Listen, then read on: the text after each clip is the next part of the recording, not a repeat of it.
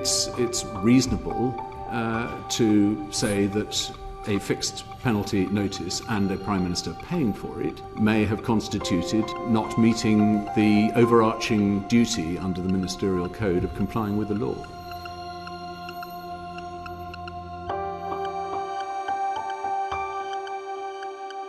The independent advisor are not workable, and that's why he's had to resign.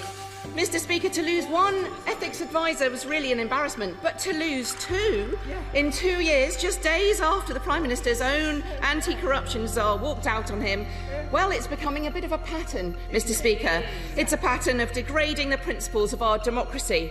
We've got a job to do, and our time is best spent getting him on with the job and delivering on the promises we made to the British people and voters in 2019.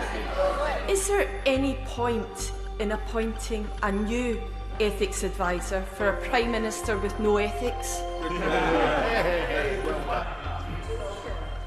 Well, of course, the Prime Minister maintains the highest standards in public life and will continue to do so.